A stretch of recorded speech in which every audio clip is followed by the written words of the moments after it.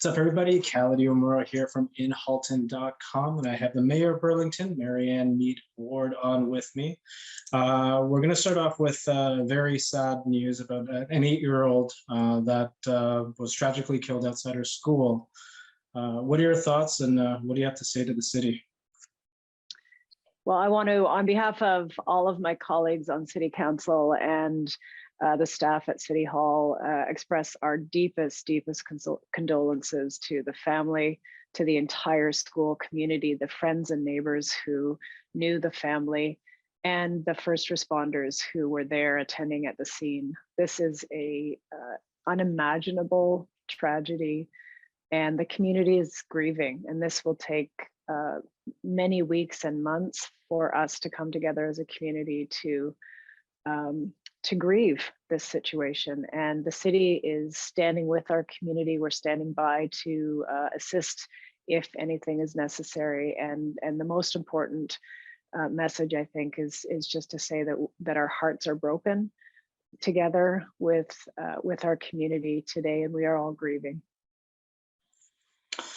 So, so we'll get to city business now. There's a new bylaw compliance department in Burlington. What does that mean, and how is that different from before? So we have taken a number of different enforcement activities and consolidated them into one area. So we have parking enforcement that hand out tickets. We have animal control enforcement that would monitor dogs off leash, dog bites. We have bylaw compliance enforcement that would go out and look at property standards and noise complaints. And we thought, some of these folks could probably be trained to do more than one of those things. And if we can consolidate the activities in the department into one area, we can make really good use of resources. We can provide additional coverage. So the goal ultimately, I know council and the community would like to see is 24/7 coverage. We have a form of that, which is on call, but that's a little different. We also have introduced what's called administrative monetary penalties, or AMPs, which allow fines and tickets to be issued. And that helps us not only with cost recovery, but it's another mechanism outside of the court system to deal with problematic behavior and try to get it to stop. Because ultimately, and that's where the name comes from, we want to bring people gently along to compliance. We'd rather not issue tickets. We'd rather not take people to court, but we need the behavior that is prompting any of those things to stop. And so our goal always is to educate and get people into compliance. And so the changes will, like I said, streamline activities, make better use of resources, add some enhanced service to the community. And it will take a couple of years to roll out and be fully realized, but it's really, at the end of the day, the reason why is to provide better service to our community. One question we always get, and I can imagine that whenever you answer questions, you sound like a broken record sometimes because you answer them so often, is the waterfront redevelopment. And no matter how many times you say it, people still want to know. So what is the latest on the waterfront redevelopment?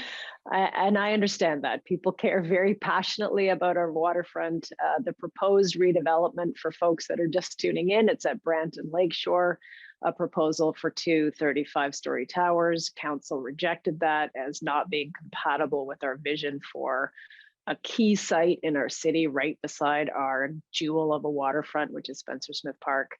The applicant has appealed that turn down to the Ontario Land Tribunal. And so we will be making our case at the tribunal and that this is inappropriate and that there's a better way to handle this particular site. So nothing has changed. That's the lay of the land. And the hearing actually hasn't been, well, it's now been set for 2024.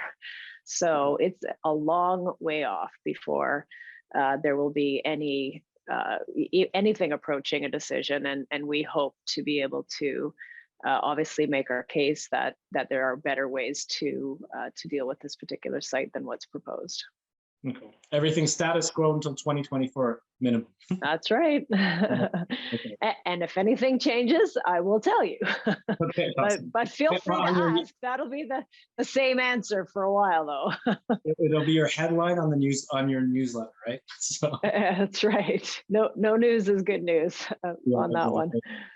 exactly. There's been some recent discussion in City Hall in regards to public and private sector paying for amenities at parks.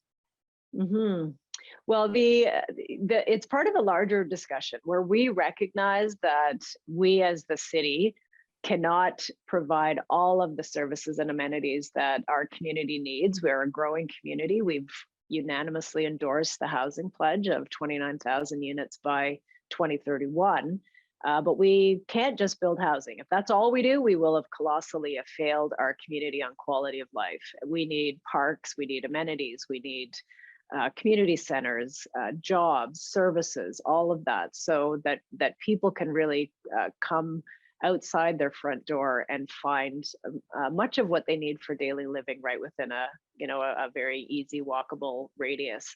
And so we are contemplating. So how can you, developer, help us? You're building some stuff. We want a community center, or we need a park. There are some tools in the Planning Act that allow us to have those conversations. Those have been there for a very long time, but we want to kind of take it to the next level and say, over and above what we can get through these Planning Act tools, let's partner together. Let's build communities that are livable, that have a high quality of life, that have all the services and amenities that the new residents will need. And we think that will actually help the bottom line for the applicants as well, because people will want to live there. So we actually have some great developers here in Burlington that are willing to have those conversations with us. So it's very exciting times. And we will also be knocking on the door of the province and the federal government for areas where they have fund programs or anything that they can assist us with the cost, because whether it's affordable housing or community amenities, we need provincial and federal help as well. Okay. Is it more kind of like if they build condos, they build an art gallery or something as well? Is that kind of the deal type?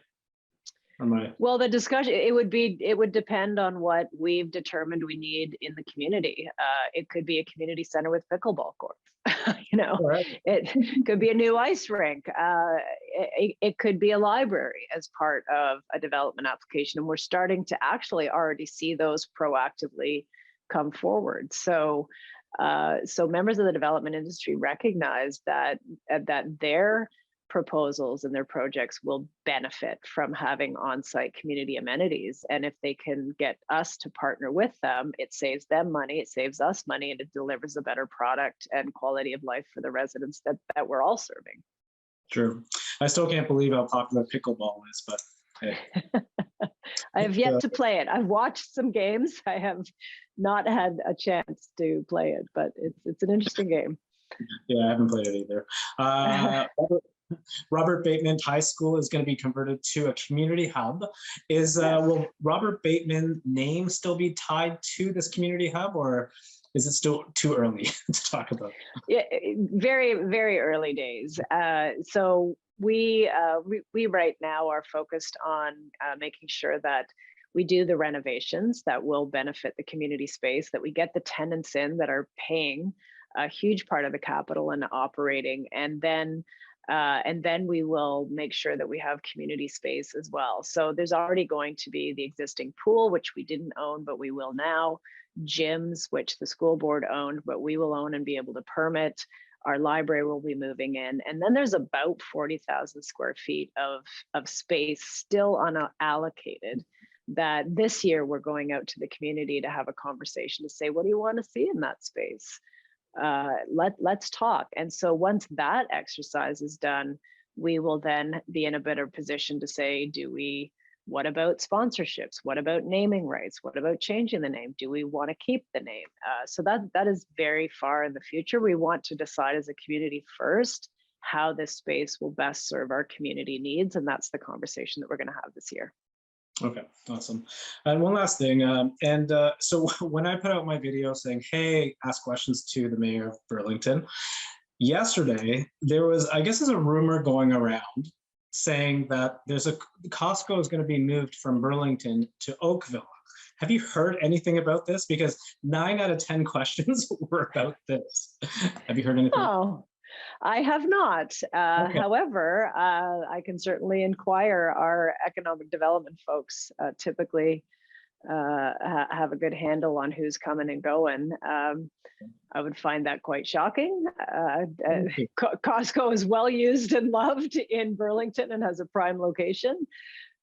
So Somebody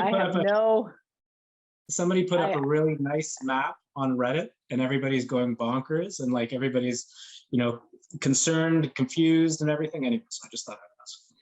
Well, So- I will advise, this will be my one public service announcement for the day. Don't believe everything you read on social media, folks. Really? You heard it here first. Yeah. No, really. Is there anything else you'd like to talk about, Mayor? That's all good. All right. Well, Mayor, thank you so much. I'll catch you next month.